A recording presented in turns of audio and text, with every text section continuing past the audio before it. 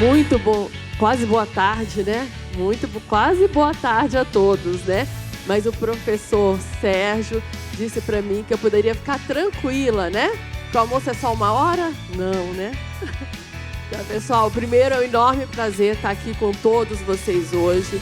Em nome da Secretaria do Tesouro Nacional, gostaria de agradecer imensamente o convite aí da CEFIM, né? É um enorme prazer, é uma parceria que já vem de algum tempo, né? Em outros temas, e que bom que agora a gente está podendo evoluir para o tema de gestão, né? Para a gente é um momento ímpar, além de compartilhar um pouquinho do nosso trabalho, e eu estou aqui como uma servidora pública que tenho aí nos últimos 10 anos da minha vida dedicado aí a estudar, a tentar melhorar a gestão pública, e que tive oportunidade também aí nesse último tempo de participar no Conselho Federal de Contabilidade do grupo assessor, que agora já é um comitê permanente, que é uma grande vitória para todos nós, contadores do setor público, que se debruçou sobre esse padrão internacional de normas, trabalhou o processo de convergência, que vem agregando tanto valor, né, na nossa contabilidade aí do dia a dia do setor público, e que tive a oportunidade de coordenar lá, nesse período, um grupo de especialistas que elaboraram a norma de custos, que passa a viger no próximo ano, é a norma 34, e que eu vou tentar agora comentar um pouquinho deste trabalho, tá? E a gente vai estar conversando sobre a experiência do governo federal versus aí o que essa norma traz para nós de novo. E aí queria também, né, agradecer aqui o meu colega Juliano, que vai estar à tarde, ele é coordenador também da área de curso, junto comigo no Tesouro Nacional, e que eu não sou boba, né? Eu vim para apresentar e ele vai responder, né? Então, todas as questões, pode anotar que à tarde o Juliano tem resposta para quase tudo, né, Juliano? Então, ele vai estar à tarde na oficina com vocês, respondendo algumas questões. Em nome do Juliano, eu queria também, né, cumprimentar a todos, em especial, quando a gente veio no avião, né, Juliano? Foram 2 voos, né, com muitas emoções, porque é um avião menor, a gente pegou muita turbulência. E aí a gente comentou, olha, nós vamos ser os patinhos feios do evento, hein? Todo mundo da área tributária, craque em direito, contabilidade financeira, e a gente vai chegar lá falando de gestão, né? De um outro olhar da contabilidade, que é a contabilidade gerencial. Mas eu observei que aqui tem muito contador, não tem? Quem é contador? Pode só levantar a mão para a gente... E quem, mesmo sem ser contador, atua na área contábil, junto com os contadores? Não estou tão sozinha, viu, professor? Não estou só. Então, vamos lá falar um pouquinho sobre o que tem, de novo, o que essa norma vai resolver na nossa vida, no dia a dia aqui do setor público. Aponto para onde? Ó, final de manhã sempre é assim, hein? Para cá? Mais perto?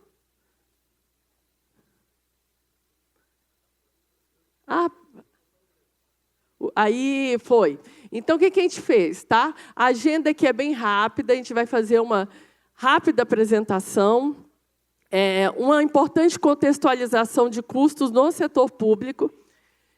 Quero dizer que minha apresentação aqui foi muito ajudada por falas que eu vi anteriormente.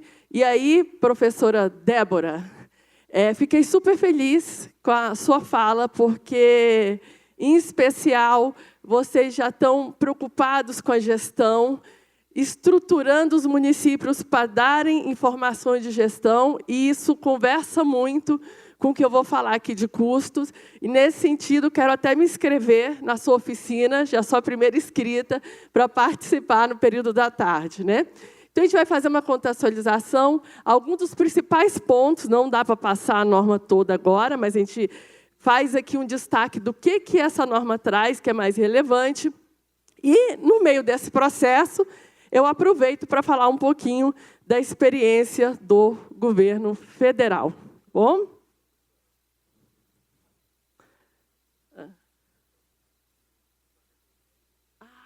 Obrigada, professor. Muito obrigada. E aí a gente se pergunta, né?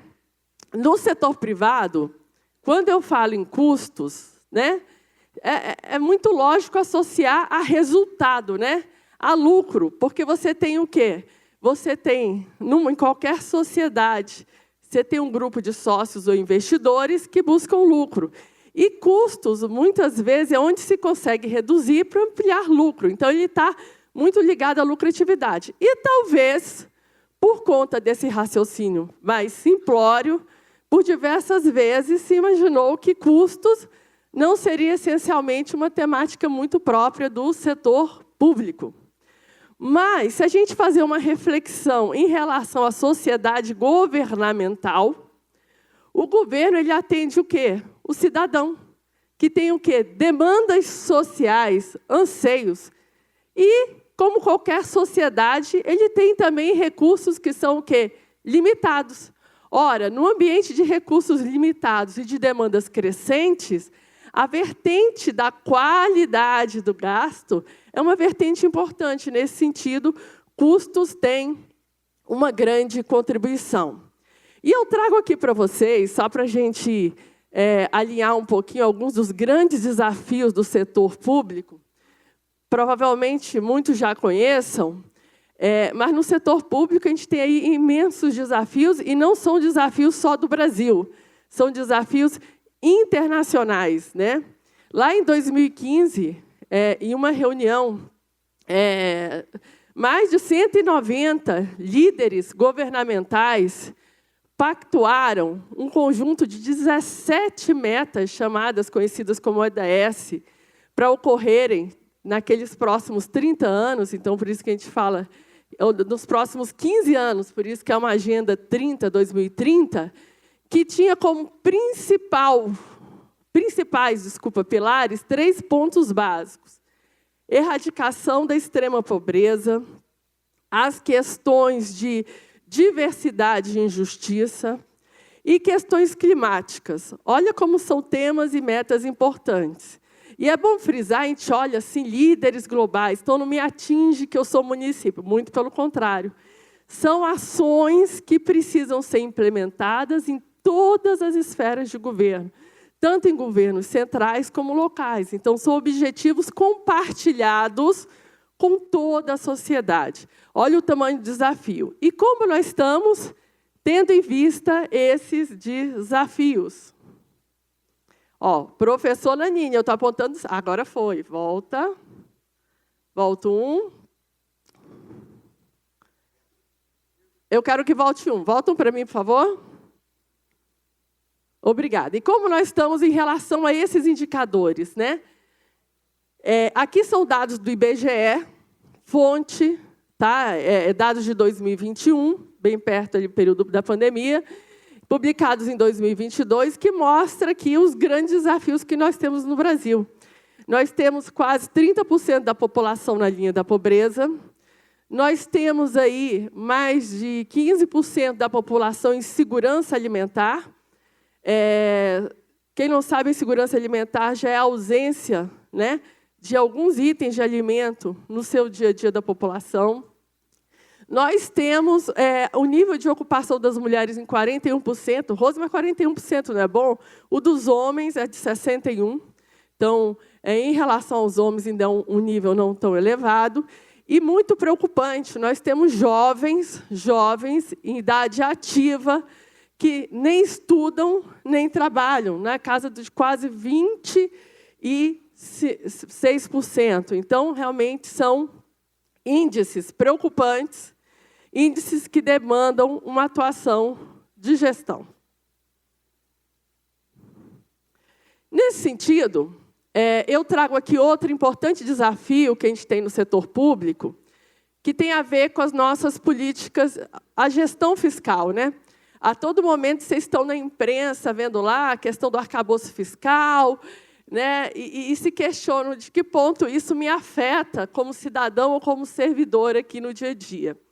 O Tesouro Nacional, ele publica mensalmente um relatório que nós chamamos de RTN, que é o resultado do Tesouro Nacional, que traz alguns indicadores da saúde fiscal do país.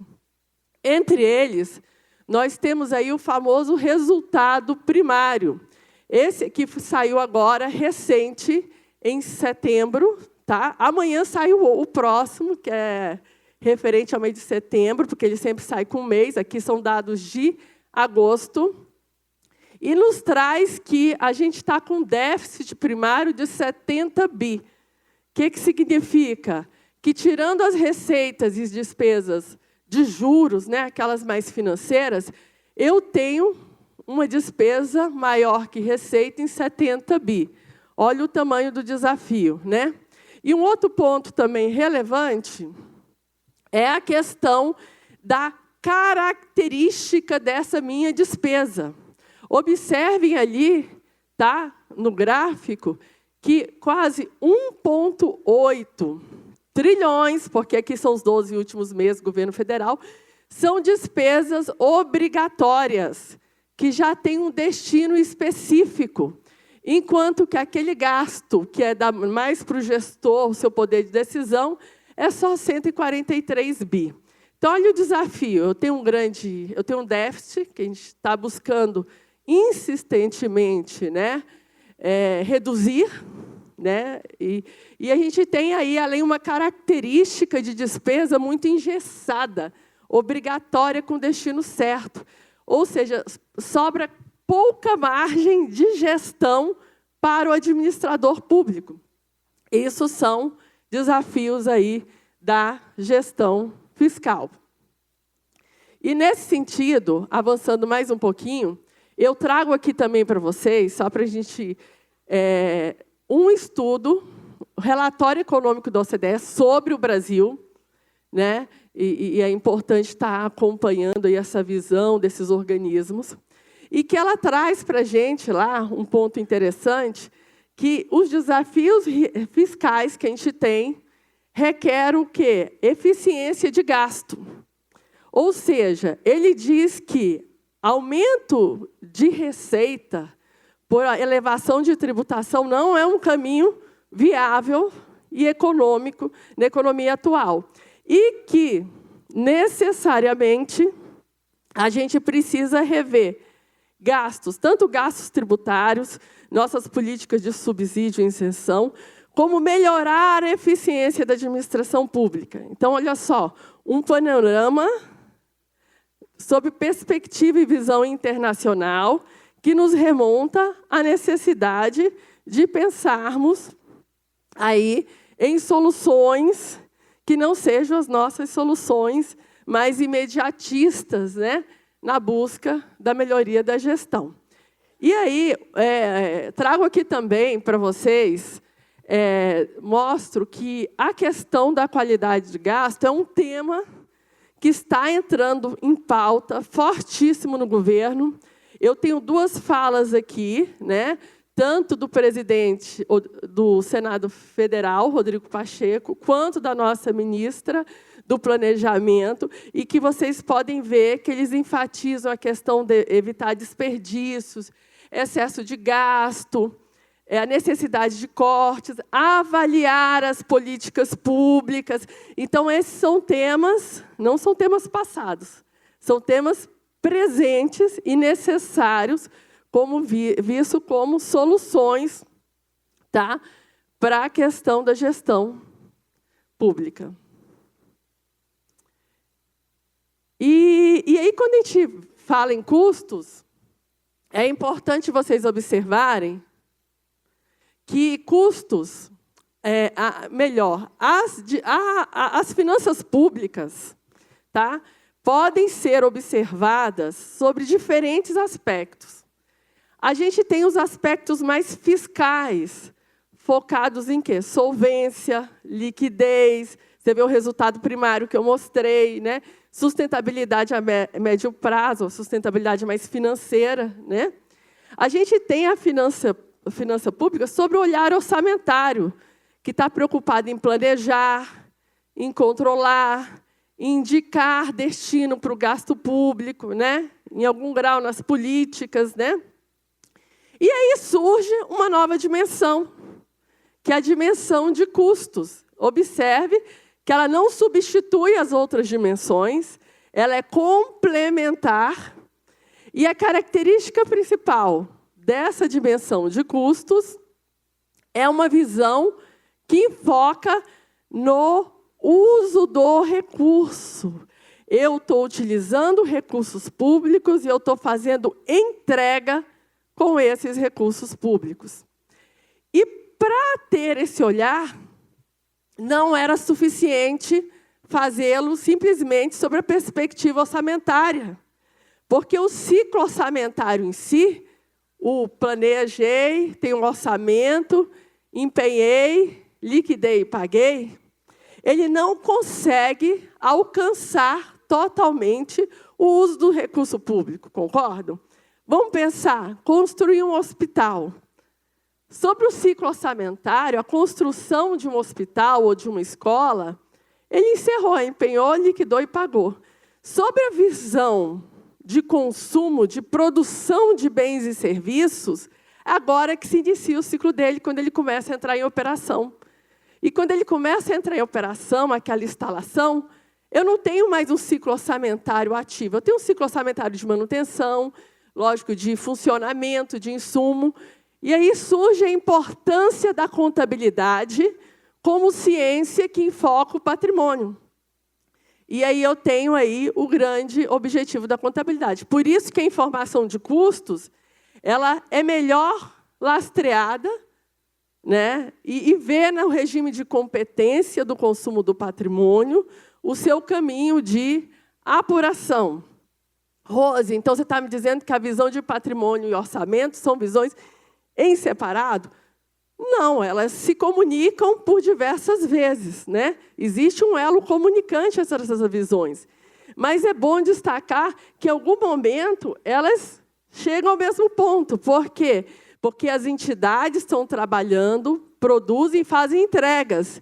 E o que a gente espera? Se a entidade está estrategicamente alinhada com os programas de governo, ele está entregando aquilo que a visão orçamentária pretende. Então, existe um elo entre a contabilidade e a visão mais de planejamento, que é um elo conectado pelas entregas. Por isso que é plenamente possível apurar custos com a visão orçamentária. E aí eu trago, finalmente, a norma aqui para vocês. Primeiro, o que eu queria dizer desse processo? Foi uma norma que foi construída durante 4 anos. Diferente das demais, que você tem a norma correspondente internacional, o IPSASB não tem uma norma de contabilidade de custos. É bom lembrar que essa não é a primeira norma do CFC. Existe uma outra norma, que é a de 2011, que foi a primeira norma. Essa é a segunda geração da norma. Mas o que a gente teve de mudança da geração anterior para essa? A primeira geração da norma ela era muito conceitual. E a gente observou que, com uma norma muito conceitual, os desafios eram tamanhos que pouco se conseguia evoluir. Para essa norma, ela é uma norma que traz um pouco mais de diretrizes e padrões. E aí ela te dá, mais ou menos, o caminho, a direção. E a gente acredita que, com essa nova norma, a gente consiga avançar com o processo de implementação de custos. Eu queria dizer que foi um processo feito no âmbito do Conselho Federal de Contabilidade, um processo participativo. Tivemos especialistas convidados pela academia. Alguns estados e municípios que tinham experiências foram ouvidos. E a gente também olhou sobre o aspecto internacional. Eu posso declarar para vocês que talvez a grande experiência que a gente tem internacional é do governo federal norte-americano, FASAB, e alguns dos padrões que estão aqui são muito inspirados nessa experiência americana, mas a gente não tem grandes experiências internacionais também, o que torna o tema árido e desafiador do ponto de vista normativo. E queria dizer também que esta norma, Rose, a norma vale a partir do próximo ano, então estamos todos obrigados a fazer gestão de custos. E aí eu chamo a atenção a um ponto especial, porque legislação que demanda apuração de custos não é, a gente já tem várias. Então, não é por falta de amparo normativo que não fazemos legislação, não trabalhamos a sistemática de custos. Nós temos alguns que defendem que, desde a Lei 4.320, já tem aspecto patrimonial. Nossa Constituição Federal fala do princípio da eficiência. Nós temos a Lei de Responsabilidade Fiscal, que fala da gestão de custos, necessário para avaliação e controle, sistemas de custos para avaliar e controlar a gestão orçamentária, financeira e patrimonial.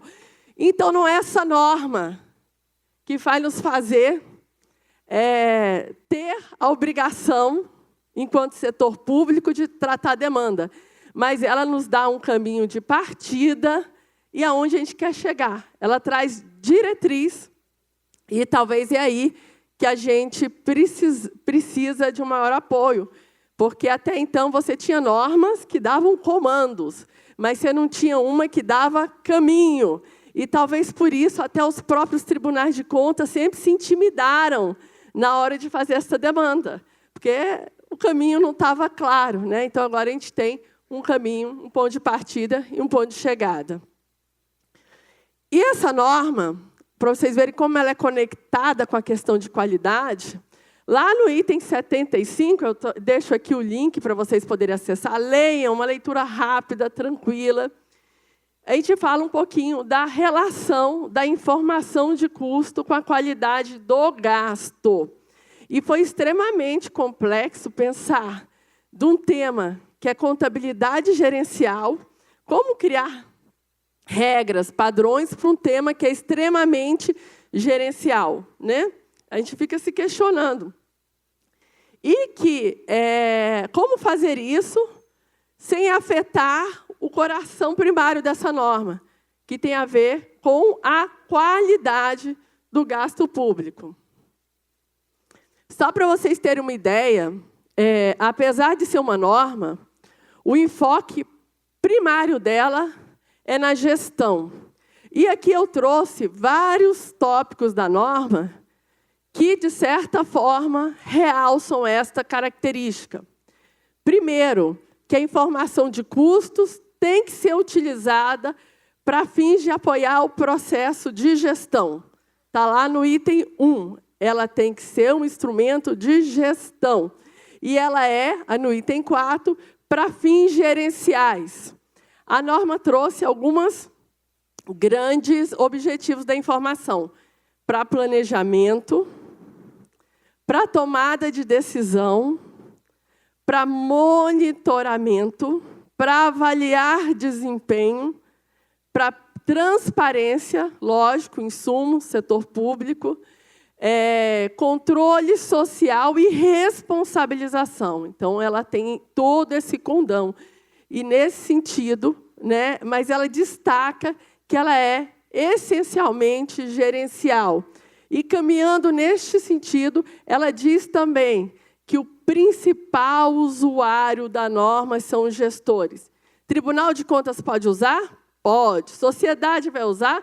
Vai. Academia vai? Vai. Mas ela desenha uma norma essencialmente focada no uso gerencial. E quem vai definir o modelo de gerenciamento, ou seja, os objetos de custos intermediários, é o gestor, tá? É ele quem define. E também ele entende que a norma, o gestor, a administração, ela está na melhor condição de definir o que ela precisa apurar dos seus custos. Só que a norma ela traz também, que eu queria comentar, o importante papel do contador neste processo. Que, apesar do apoio da alta gestão ser necessário e o sistema de custos ter que ser ancorado em modelos de governança, o contador é responsável pelo método, pela metodologia. A importância da gente ter contadores, né, aí no âmbito das administrações públicas, liderando em algum grau esse processo, mas muito articulado e com apoio da alta gestão. Bem, e como é que a gente faz para implementar um sistema de custos? Ontem o Nanini me perguntou, Rose, qual é o primeiro passo? O primeiro passo para se implementar, você tem que definir funções e responsabilidades. Quem faz o quê dentro de um município? Quem é responsável, por exemplo, para as informações mais centrais, capturar dados? Como é que eu articulo essa rede? Então, a norma é importante que você tenha esses papéis, funções e responsabilidades muito bem definidas. No caso do governo federal, o órgão central de contabilidade do governo federal, que fica no Tesouro Nacional, é responsável pela articulação central. E aí eu deixo aqui com vocês as portarias que instituíram aí essa segregação no governo federal. E, dentro dos ministérios, das demais unidades, você tem pastas setoriais que pensam custos pelo olhar daquelas pastas, pela necessidade específica, que é diferente. O custo na área de saúde, com certeza, vai ter necessidades diferentes do custo na área de educação. Vai ter objetos diferentes, vai ter processos de trabalho diferentes. Então, a gente tem essa segregação lá no governo federal, de quem atua como central e quem atua como setorial. E a norma trouxe um negócio, e é isso aqui, a gente bebeu na norma americana. Um terceiro papel, que é o centro de responsabilidade. O que é um centro de responsabilidade? É uma unidade organizacional ou não, definida estrategicamente, tá? dentro do seu órgão, do seu departamento, que recebe recursos, processa, faz entrega e é responsável pelo uso e aplicação daquele recurso. Então, é super importante que os centros de responsabilidade são locais onde os custos vão ser apurados. Porque não adianta você apurar custos para um local que esses três elementos não estejam unidos. Ou seja, recebo recurso, eu tenho uma missão institucional e eu recebo recurso para isso, faço entregas e sou responsabilizado pela aplicação.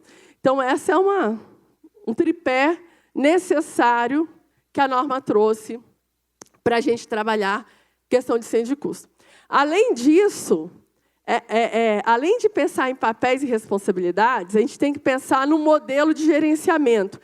Enquanto modelo de gerenciamento, e aí eu queria colocar para vocês, a norma ela traz alguns pilares. Primeiro, que o processo de apuração de custo é gradual. Comece pelos custos diretos. E aí, um outro ponto importante. Mas o governo federal faz porque ele tem toda uma infraestrutura pronta.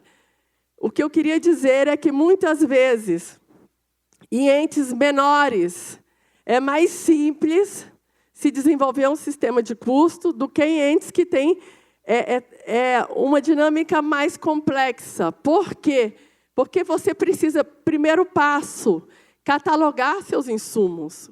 Quais são os meus insumos? E observem que no setor público a gente tem insumos totalmente financeiros, né, em que você passa um recurso para ser feita alguma coisa. Então, essa visão de recurso, a qual nós chamamos de elementos de custos, né, de acordo com o modelo, ela é fundamental. Então, a partir do momento que reconheço e catalogo esses meus insumos, eu avanço para uma visão departamental, é o primeiro passo. O custo das organizações. É quase como uma etapa intermediária, um objeto de custo intermediário necessário. Avanço para a visão organizacional, caminho para processos. E aí, Débora, por isso que eu disse que nós estamos muito alinhados, é o mesmo fluxo, né? Se eu conseguir identificar os processos que minha unidade atua, é só somar esses processos para chegar aos produtos ou serviços. Então, este é o modelo de custos. E esses serviços podem ser tanto intermediários, que ainda não está ali no nível de programa, como os serviços finalísticos. E a norma de custos trouxe para a gente a possibilidade de objetos de custos final, que é os bens e serviços entregues à sociedade, o que a gente deve perseguir, mas que neste caminho, e eu posso dizer que o governo federal não chegou lá ainda, está trilhando este caminho, a gente tem aí os objetos intermediários, que são os necessários à nossa gestão interna. Tá? Então, é importante comentar e dizer que, muitas vezes, a gente já tem uma matriz de custos pronta e a gente só não usa. Um custo que, geralmente, a gente tem um controle muito grande, que é o de mão de obra, ou seja, de pessoal, né, que a gente chama muito de custo de pessoal. Esse, muitas vezes, a gente já sabe quanto custa cada departamento, porque você tem sistemas operantes que permitem apuração sobre esse olhar. Então, é uma matriz interessante que você, muitas vezes, chega rapidamente no desenho de unidade organizacional. E, se eu tenho funções e responsabilidades, segundo, eu tenho um modelo, né? E esse modelo pode ser um modelo geral ou um modelo específico que se baseia no olhar dos processos de toda a infraestrutura da organização. O próximo passo é o quê? Buscar sistematizar tudo isso, processualizar. E aí, quando eu falo sistematizar, não é necessariamente uma ferramenta de TI.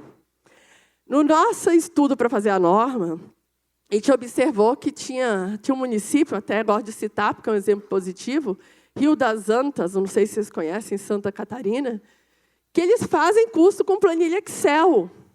Então, a ausência de tecnologia não é justificativa para não iniciar o processo. É possível se iniciar. No governo federal, nós não temos sistemas de custo transacional. O que a gente faz? A gente captura nas bases que já temos hoje, que tem informações financeiras e informações físicas e qualitativas.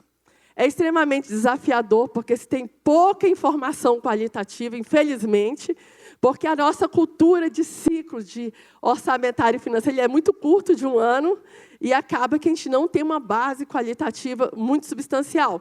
Mas a gente conecta, e a gente tem no governo federal um BI, que é nada mais de uma coleta de dados e tratamento pelas métricas de custos. E, a partir disso, que a gente trabalha custos sobre as duas perspectivas. Sobre uma perspectiva mais geral estratégica, que somos nós lá no Tesouro que produzimos, a partir de modelos padronizados e que nos permite fazer uma apuração de custos. A gente chega ali no nível máximo de unidade administrativa, como objeto de custo, e trazemos os elementos e insumos. Mas, dentro de cada ministério, cada empresa pública que trabalha a sua temática, ele pode refinar aquela base, associar a ela elementos novos objetos de custo e trabalhar esse custo sob uma visão mais tática e operacional com seus objetos de custos específicos. Tá? E aí você tem aí modelos que caminham na visão tanto refinada, organizacional, de processos, e atinge aí, talvez, uma medida mais precisa na linha de bens ou serviços. Outro ponto relevante, então, só recapitulando rapidamente, para se começar, você tem que implementar um sistema de custos. Né? O que é esse sistema de custos? Do ponto de vista orgânico, ele tem 3 componentes que nós falamos, né? Papéis e responsabilidades. Tem que ter um modelo, e o terceiro ponto, ele tem que ter um sistema de informação, que não necessariamente é um componente de TI transacional. Você tem que conectar e ligar. Além disso, nós entendemos que a informação ele tem que partir da contabilidade por competência. Então, no governo federal, o que a gente faz? Como eu tenho certeza que todos vocês já produzem os balanços, olha que coisa simples para se iniciar. Né? O que a gente fez? A gente pegou a DVP, que vocês conhecem, a nossa DRE do setor público, e analisamos a DVP a partir deste modelo de custos numa visão estratégica e classificamos ali o que seria custo e o que não seria custo. Por exemplo, repartição de receita para o governo federal não é custo, ele está transferindo um recurso. Tem perdas, também não é custo. Então, a partir disso, a gente saiu com uma primeira matriz rápida de custos. Então, eu desafio os senhores que hoje todos que têm um DVP poderiam minimamente já ter um primeiro importante olhar de custos no setor público, olhando pela competência alinhado com a norma. Outro ponto que é importante destacar é que muitas vezes, Rose, mas só no nível de conta contábil não agrega valor gerencial, é muito macro, eu não consigo chegar onde eu preciso. No governo federal, a gente consegue, na hora dos lançamentos contábeis, refinar o lançamento com olhar em custos. Cada órgão tem a possibilidade, dentro do CEAF, de criar tabelas com centros de custos. E, na hora do lançamento, se é um lançamento que impacta custos, isso está parametrizado previamente, ele consegue colocar outras informações, qual o centro de custo, qual o período, questões orçamentárias, como empenho, se ele achar necessário para fazer uma vinculação com o orçamento. Tá? Então, o que eu queria dizer? E aí eu trago o decreto lá do CIAFIC, o 10.540, que disse que, na hora de pensar no sistema, tem que criar mecanismos para que ele possa gerar centros de custos. E observem que isso aqui não gera débito e crédito. Isso só armazena dados para você consumir pelo sistema de custos. Eu não estou falando aqui de contabilidade, débito e crédito. Eu estou falando de informações necessárias, úteis para o momento de apropriação e que pode te apoiar na geração de uma modelagem de custos. Então, o que se pediu no CIAFIC não foi nada complexo. Foi condições mínimas para vocês avançarem. E aí, avançando mais um pouquinho, eu queria dizer que a norma trouxe para a gente também a obrigatoriedade de divulgar, pelo menos uma vez por ano, relatórios de custos, tá? Relatórios de custos gerais, abrangentes, tá? E eu já falei que tem como gerar, viu? Ninguém pode se omitir, existe uma forma. E aqui eu trago, a título de exemplo, 2 relatórios que a gente gera já há algum tempo no governo federal, que é o relatório Foco em Custos e o outro é o Boletim Foco em Custos. Rose, qual a diferença? O boletim ele foi muito para atender demandas da imprensa, do público em geral. Então, a gente faz de 6 meses, apresenta os principais custos do governo, mostra as suas principais variações, o que ocorreu. Eu vou mostrar um rápido extrato dele. Enquanto que o relatório ele é muito para uso das próprias unidades, em que a gente traz o custo dos ministérios, em algum grau, a gente destaca custos de operação e manutenção, que é basicamente funcionamento e mão de obra, tá? E aí a gente vai publicando. Inclusive, a gente tem um ranking da qualidade da informação de custos no âmbito do governo federal, que está no relatório Foco em Custos. Aqui só um dos gráficos, das tabelas, só para vocês terem uma noção, como é relativamente simples, tá? Iniciar. Por exemplo, aqui eu tenho o custo de funcionamento do Ministério da Saúde, incluindo toda a sua administração direta. Então, na medida do possível, a gente tentou trazer elementos de custos muito alinhado com os conceitos de classificação de despesa que a gente tem no orçamento, para não ter muito conflito conceitual. Estão aqui, a gente traz aí quanto é este custo por semestre, sempre comparando com o período anterior, a variação, e o mais importante, a gente tenta explicar o porquê esse custo variou. E aí é difícil, né? Não é muito simples. E só olhar os documentos sistêmicos não é suficiente na maioria das vezes. Aí a importância de a gente ter aquela relação de funções e responsabilidades, porque aí eu aciono o ministério correspondente ao tema e ele nos apoia a interpretar e mostrar o porquê aquele custo teve variações. Exemplo aqui, no custo de funcionamento do Ministério da Saúde. Material de consumo, a gente teve uma redução, porque eu tive redução de produtos farmacológicos, laboratoriais, né? Outros serviços já teve aumento. Por quê? Porque se investiu mais em comunicação geral, campanhas nacionais contra a Codiv, a questão da vacinação. Então, tudo isso gerou um aumento naquela outra rubrica. E a gente chega, mesmo com esse nível aí mais macro de informação mais macro, até, por exemplo, criar aí comparações entre os vários ministérios. Olha que interessante. Talvez visualmente não está tão bom aqui para enxergar, mas depois acessem o relatório. A gente traz aqui todos os ministérios, lembrando que esse aqui é de 2002, então a gente está falando ainda só em Ministério da Economia, não, ainda a Fazenda ocorre em 2023. E a gente, olha, pegou os principais custos de funcionamento, energia elétrica, serviços, que a gente tem? Serviços de apoio, técnico, TI. E com essa matriz aqui, a gente já observa que algumas políticas públicas muito transversais, que fala para todos, por exemplo, vamos cortar energia? Todo mundo tem que cortar energia, né? É a política. Você vê que, para alguns, a energia não tem quase representatividade. Seria melhor ter um componente de TI, ou melhor analisar os contratos. Então, os órgãos passam a ser analisados com uma visão de custo de acordo com a sua peculiaridade, com a sua característica. Então, isso ajuda muito o processo de decisão, de criação de políticas, porque nós não somos iguais, todos, né? Cada um tem sua característica, e você pode fazer isso aqui com uma série de outros insumos, e isso está no relatório Foco em Custo, vocês podem acompanhar. Por último, Rose, é fácil, mas não é tão facinho, né? O que a gente faz? A gente, lá dentro do Tesouro Nacional, alinhado com a nova norma, a gente fez um estudo dos processos de trabalho, as atividades que você tem que ter para fazer um gerenciamento mínimo de custos. Isso foi um estudo feito em conjunto com a Secretaria de Gestão. Ele observa o ciclo PDCA, e a gente tem aqui o passo a passo, gente. É como se fosse uma receita de bolo. Primeiro, pensa nos papéis e responsabilidades. Quem vai fazer o quê? Traz exemplos. Depois, né? O Juliano vai estar falando um pouco mais à tarde, mas eu deixo para vocês esse material, porque ele está alinhado com a norma e ele realmente é um indutor, né? E ele é bem detalhado.